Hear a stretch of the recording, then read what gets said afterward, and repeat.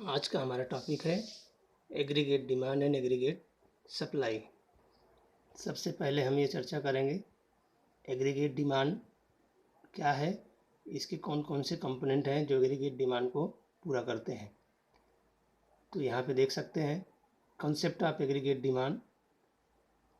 Aggregate demand is the value of total expenditure on all goods and services in the economy during the period of an accounting year. Means एक year में जितने भी goods और services के ऊपर total value expenditure होता है उसका सम एग्रीगेट डिमांड कहलाता है। डिमांड करने वाले कौन कौन से फैक्टर्स होते हैं।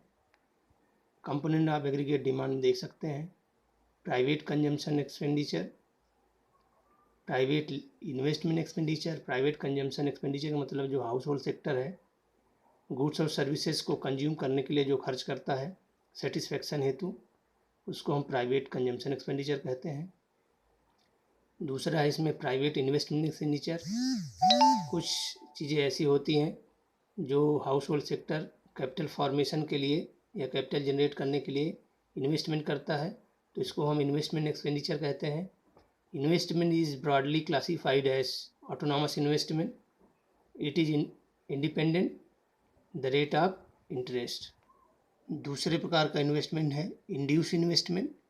It depends on the rate of interest, higher the interest rate lower the investment and vice versa. Induce investment का मतलब ये है कि ये निर्भर करता है कि इन्वेस्टमेंट कितना होगा, उसकी ब्याज दर क्या है। अगर इन्वेस्ट की जो इंटरेस्ट रेट है ज़्यादा है तो कम लोग इन्वेस्ट करेंगे, और अगर कम है इंटरेस्ट रेट तो इन्वेस्टमेंट ज़्यादा होगा। तो इस तरह से हाउस होल्ड के द्वारा कंज्यूमर गुड्स के ऊपर एक्सपेंडिचर होता है और कैपिटल गुड्स के ऊपर एक्सपेंडिचर होता है। तीसरा दिया गया है हमारे पास गवर्नमेंट एक्सपेंडिचर। गवर्नमेंट एक्सपेंडिचर क्या है? सरकार के द्वारा जो भी गुड्स और सर्विसेज के ऊपर खर्च होता है, खासकर उसका कैपिटल फॉर्मेशन के ऊपर भी खर्च होता है, उसका law and order, police department और इसेंशियल सर्विसेज, एजुकेशन, हेल्थ के ऊपर खर्च होता है। तो ये गवर्नमेंट के द्वारा भी खर्च किया जाता है, एक्सपेंडिचर किया जाता है, उसको भी टोटल एक्सपेंडिचर में काउंट करते हैं। फोर्थ पॉइंट है net export, that is export minus import. कि जो एग्रीगेट डिमांड है इकॉनमी में एक वर्ष में कितना हुआ है।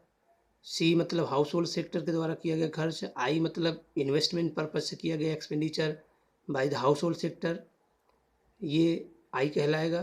Plus G government expenditure for goods and services, and plus export minus import. तो C plus I plus G plus X minus M is what? This is the aggregate demand. This function can be also understand with the help of schedule. Here you can see it is a table showing desired expenditure of the people at their different level of income. Here you can see income is 0, 10, 20, 30, 40, 50. This is an assumption that if there is zero level of income, then what happen? There will be some consumption to survive in the earth. Whereas this is the I. This is example of two sector economy where household sector and firms are given, या house sector and producer sector दो sector के बीच का ये schedule एक example लिया गया है। तो ये इनकम है इस रेट में इंक्रीज कर रही है, और क्योंकि इन्वेस्टमेंट जो है कांस्टेंट एज्यूम कर लिया गया है, ये जो आपका इन्वेस्टमेंट है वो 5 मान करके एज्यूम कर लिया गया है, और आपका जो कंजम्पशन है वो किस रूप में बढ़ता है ये देख सकते हैं। जब जीरो लेवल ऑफ इनकम है तो जो सी कंजम्पशन है वो 15 है। ये क्या है? ये ऑटोनॉमस कंजम्पशन है। ऑटोनॉमस कंजम्पशन का मतलब ये है कि अगर इनकम कुछ भी नहीं होगी तो भी कुछ ना कुछ लोग अपने कंजम्पशन के ऊपर खर्च करते हैं सर्वाइवल के लिए। इसलिए जीरो लेवल ऑफ इनकम पर भी जो कंजम्पशन होता है कुछ ना कुछ पॉजिटिव में होगा, नेगेटिव नहीं होगा, क्योंकि सर्वाइवल के लिए मिनिमम फूड रिक्वायरमेंट होती है। तो जैसे जैसे इनकम बढ़ रही है आप देख सकते हैं 0, 10, 20, 30, 40, उसी रूप में आप देख सकते हैं कि कंजम्पशन भी 15, 20, 25, 30, 35, 40 बढ़ रहा है।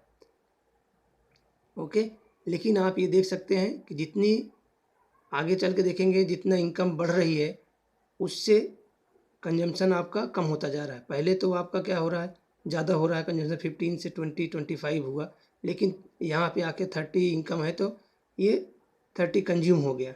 उसके बाद जब एक लेवल आ जाता है कंजम्पशन का कि लोग अपनी आय का मैक्सिमम हिस्सा जब कंज्यूम कर लेते हैं तब उनके अंदर सेविंग की टेंडेंसी डेवलप हो जाती है। इसलिए जितना इनकम बढ़ती है तो उससे कम वो कंज्यूम करते हैं, कुछ ना कुछ सेविंग पर खर्च करते हैं। जो यहाँ पे दिया गया 40, 50, यहाँ पे कंजम्पशन 35, 40 है, तो 40 में 35 कंज्यूम किया, 5 वो सेव कर लिया, 50 में 40 कंज्यूम किया, 10 वो सेव कर लिया। अब एग्रीगेट डिमांड कैसे बनेगा?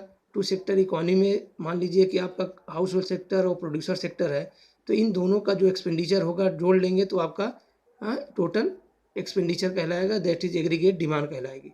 तो 15 + 5 = 20, इस तरह से C + I = aggregate demand assume करके प्राप्त कर लिया गया है। 20, 25, 30, 35, 40, 45, this is the aggregate demand.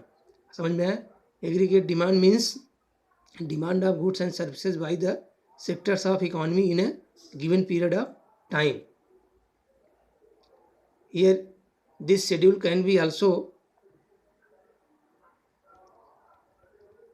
understand with the help of this diagram.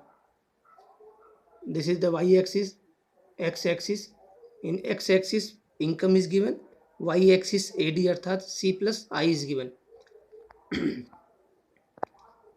Here this is the 45-degree line, that is income 0, 10, 20, 30, 40, क्योंकि कांस्टेंट रेट में ये ऊपर बढ़ रही है, इसलिए आपका जो आई है इनकम है एग्रीगेट वो अपवर्ड 45 डिग्री पे है। और जो ये आपका देख रहे हैं this is the line starting from 20, मतलब 15C + I, इसका टोटल 20 है, 0 से 20, फिर जब इनकम 10 है तब ये 25, ठीक है, 20 है तो 30, लाइक दैट। C + I को जोड़ करके आपका एग्रीगेट जो डिमांड बना हुआ है वो एक कर्व आपका C + I AD का है। In this way the aggregate demand is arrived. Now we will understand what is consumption function या propensity to consume. Propensity to consume का मतलब क्या है कि अगर इनकम बढ़ती है तो एक व्यक्ति की उस इनकम का कंजम्पशन करने की टेंडेंसी क्या होगी।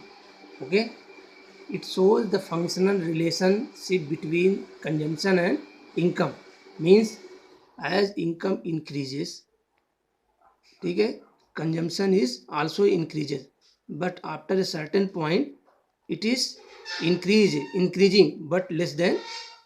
This can also be understood with the help of this diagram. Here you can see income is increasing at 0 level of income constant rate. C is above Y at the starting point, because at 0 level of income there will be some consumption, that is called autonomous consumption, minimum requirement to survive. As income increasing, consumption is also increasing, but after certain point consumption and income is equal. This is called no saving or zero saving. All the income is increased, income is consumed, so consumption and income is equal. But after that point what happened? Income is increasing but consumption is less than income, because the difference between these two is the saving. जितना consumption, पहले consumption ज़्यादा था income कम था, लेकिन income ज़्यादा हो रही है कंजम्पशन कम हो रहा है, वो सेविंग को दर्शाता है।